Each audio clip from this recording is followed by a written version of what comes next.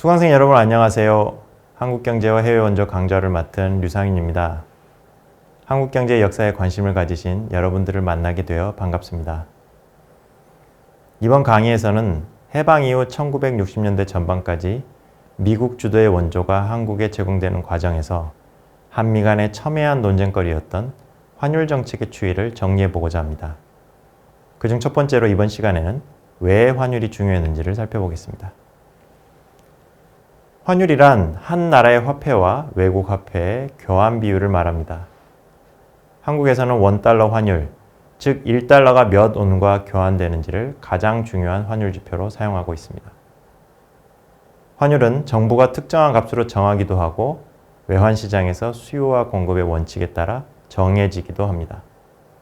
각각 고정환율제와 변동환율제라고 부릅니다. 1950년대 한국의 환율제도는 고정환율이었습니다. 정책당국이 환율을 정했다는 뜻입니다. 환율이 시장 원리에 따라 정해지기 시작한 것은 1964년에 관리 변동 환율제가 도입된 후부터였습니다.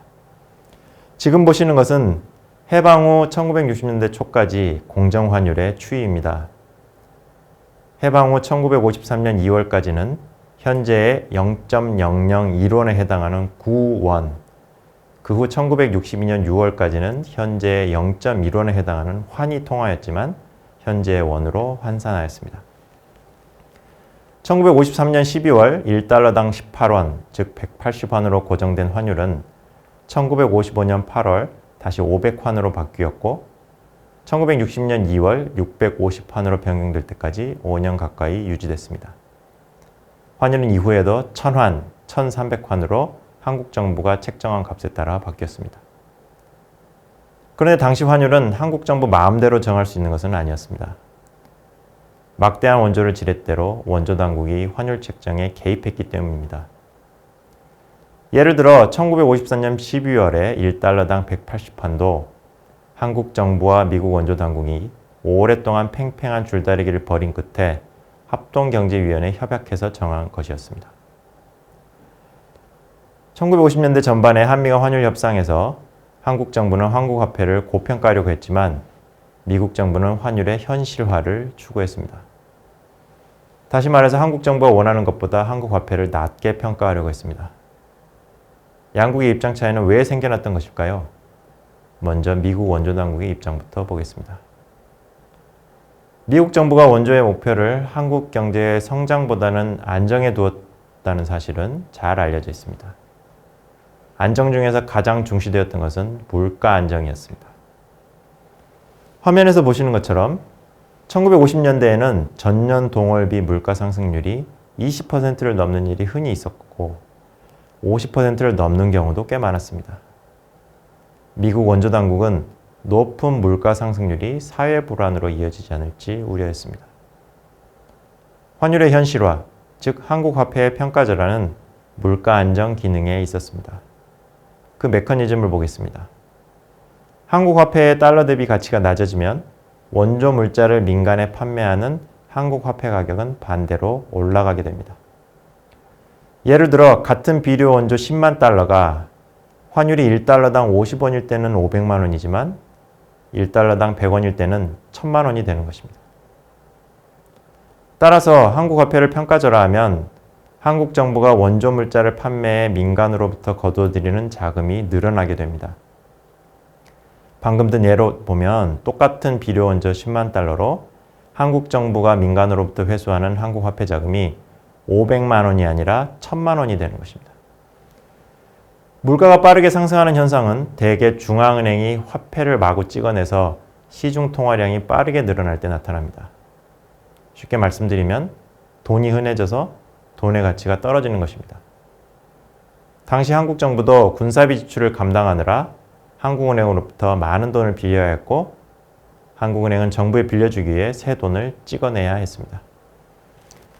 이런 상황에서 한국 정부가 원조 물자를 민간에 더 비싸게 판매해 그만큼 재정 적자를 메우면 민간 보유 통화를 흡수하는 동시에 새 돈을 찍을 필요성도 줄어들게 됩니다. 그 결과로 통화량 증가율이 낮아지면 물가 상승 압력도 낮아지게 되는 것입니다. 이와 같은 메커니즘을 근거로 미국은 원조의 물가 안정 기능을 극대화하기 위해 환율의 현실화를 한국 정부에 강하게 요구했습니다. 그렇다면 한국 정부는 반대로 왜 한국 화폐의 고평가를 추구하며 미국 원조 당국과 대립했던 것일까요?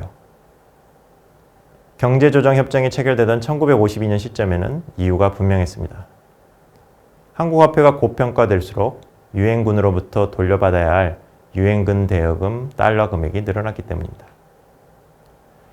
좀 더 설명드리면 한국 정쟁에 참가한 유엔군은 한국 내 활동을 위해 한국 화폐가 필요했는데 한국 정부가 돈을 찍어 일단 빌려주었습니다. 이것을 유엔군 대여금이라고 불렀습니다. 1952년 경제조정협정 체결을 위한 협상 과정에서 한국 정부는 유엔군 사령부 측에 이 돈을 달러로 상환해 줄 것을 요구했고 결국 그렇게 되었습니다. 1,000만 원을 빌려주었다가 돌려받을 때 환율이 1달러당 100원이면 10만 달러이지만 1달러당 50원이면 20만 달러가 됩니다. 한국 화폐를 고평가할수록 한국 정부에 유리했던 것입니다. 하지만 유엔군 대여금이 모두 상환된 뒤에는 유엔군으로부터 달러를 많이 받기 위해 환율을 고평가할 요인은 줄어들었습니다. 그래서 연구자들은 한국 정부가 산업 육성 차원에서 원조, 원료나 기계를 싼 값에 민간에 배분하기 위해 고평가를 지속했다고 보기도 합니다. 실제로 공정환율로 원조 자금을 배분받는 것은 상당한 특혜였으며 이에 대한 비판 여론도 강했습니다.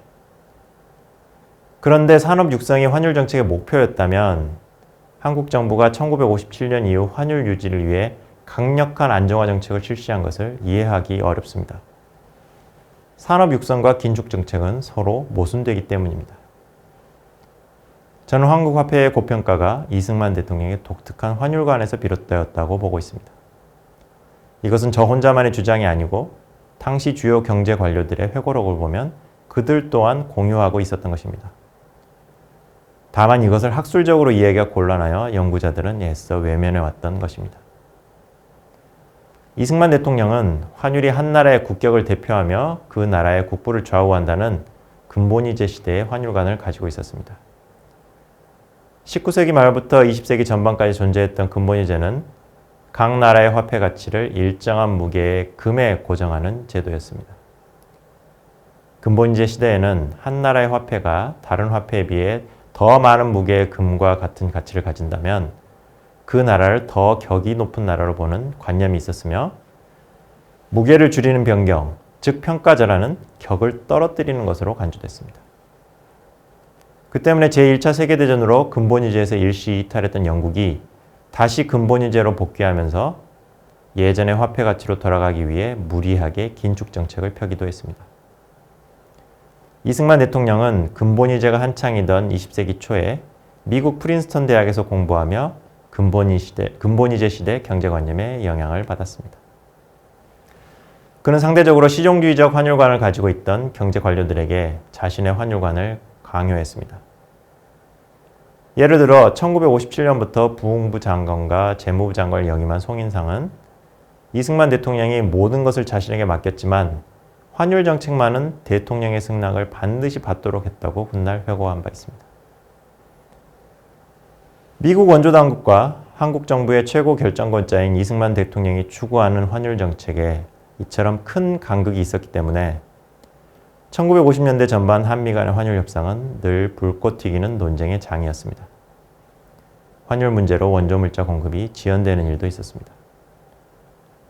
1950년대 후반에는 1달러당 500환의 공정환율이 안착하면서 환율 책정을 둘러싼 한미 간의 논쟁은 잠잠해졌지만 다른 의미로 환율이 중요했습니다.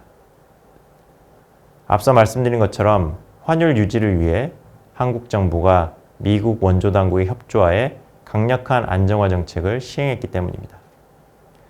이에 대해서는 이번 강의 후반 부분에서 좀 더 자세히 살펴보도록 하겠습니다. 지금까지 1950년대 원조에서 환율이 왜 중요한 변수였는지를 검토해 보았습니다. 다음 시간부터는 구체적인 한미 간의 협상 과정으로 들어가 보겠습니다.